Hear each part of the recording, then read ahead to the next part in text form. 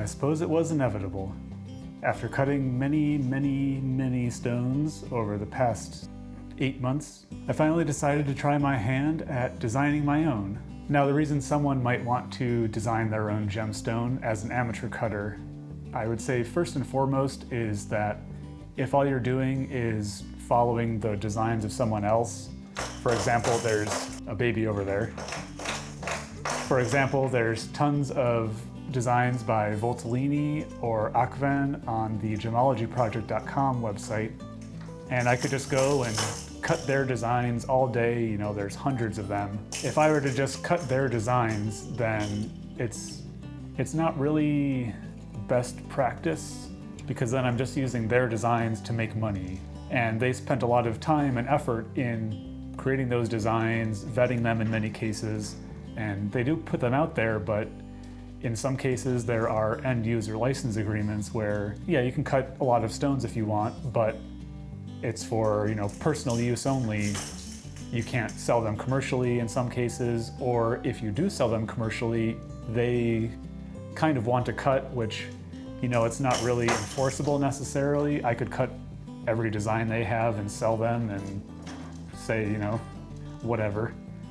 I cut it, I put the work into it, but that's not really, A, it's not really my style, and B, it's not really community best practice for gem cutters and designers. As amateur gem cutters, we're kind of in this together, helping and supporting each other, and if you were to just go in and take everything you can and give nothing back, you know, you'd be kind of a jerk. The other reason I wanted to create my own design was because I got a split boule of this number 5 corundum, which is a, you know, that's what sapphire is corundum. It's the gem quality version of it. This is ruby color. I wanted to create a design that would be bright for a red corundum, and I wanted it to be something that I could, you know, sell or do something more than just cut and put in my bag of rocks. Rachel, hello.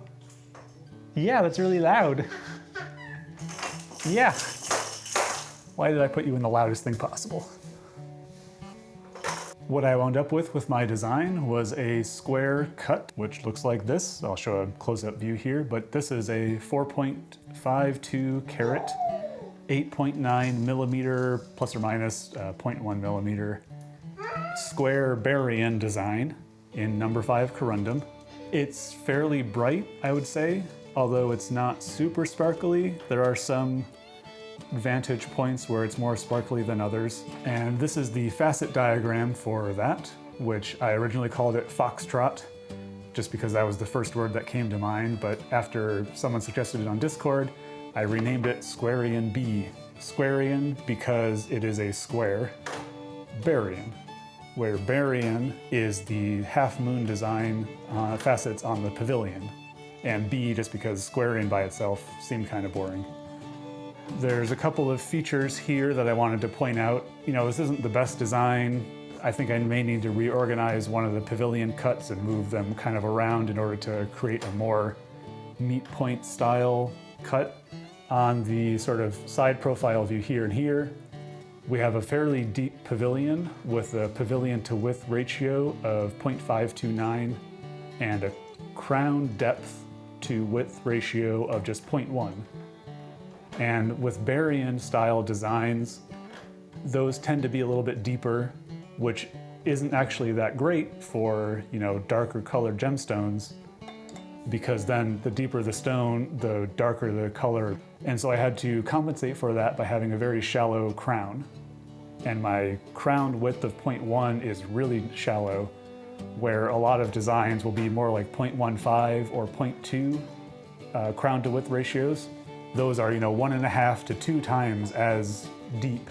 And the other way that I brightened up the stone was having a very large table, which lets in a lot of light from the top, although that can also reduce sort of the sparkliness of the stone because there's not as many angles on the top to create internal reflections at different angles. But that was a compromise I needed to make in order to get a brighter stone. Now, I didn't just create this in Microsoft Word. I used a program called GemCut Studio, which I would say is probably the most popular amateur gem cutter program out there.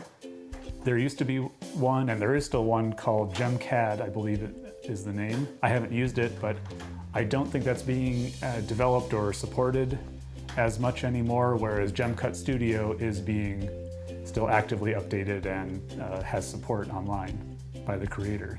What I wound up doing was just going in and creating a bunch of random angles and facets, and I didn't really have a specific goal in mind other than that it needed to be for a refractive index of 1.76, which is what sapphire is, and basically be bright. GemCut Studio has a lot of features, and I would say it's fairly intuitive if you've cut a few stones or if you're just really good at geometry and sort of 3D thinking. But you can go in and after creating a design, use a lot of tools like the tilt performance, which shows how well a stone will behave in light as you tilt it from side to side and up and down, in case it's a not asymmetrical design, in terms of the brightness and the windowing and head shadow and those kind of things. And there's also a tool called Manual Optimizer that I used in order to fine-tune and refine the cut angles on my stone in order to create as bright a stone as possible. Now on my design, I think I got something like 80% brightness in the crown view from the very top, which is pretty good, although it goes from 60 to 80%. You normally want the brightness to be as level as possible all the way across the stone, because then it's uniform brightness. You don't get weird effects as you look at it at slightly different angles. But that's not always possible, especially depending on the design that you have. And I would say one of the really nice things about GemCut Studio is that it has a 30-day free trial, so you can go and download it and try it out yourself in Mac and Windows, and I think Linux as well. For 30 days, all the features are unlocked, so there's nothing that you can't access, and you can try out everything that it has to offer. Even if you don't cut gems, or you're not really sure if you want to, or you don't really know what you're doing, it gives you time to explore and learn. And there's also lots of videos online, YouTube, and by GemCut Studio itself on YouTube for going through the basics of the program, as well as some advanced features from some other YouTube channels like Bopie's Fine Arts and Gems has a number of GemCut Studio tutorials online. GemCut Studio is also very useful for updating designs. Like if I were to want to cut that modified brilliant for quartz hanging up behind me, that's an old design where they cut from the pavilion, or they cut from the crown to the pavilion, as opposed to the pavilion first and then the crown. So if I wanted to update that and have everything organized like this, which this is just a printout of the GemCut Studio program that it creates, I could go in and create those angles, modify whatever I needed to on there, and then I would have that for the future and make it easier to modify or print out and see in a more modern style of cutting how I should go about cutting that modified brilliant stone.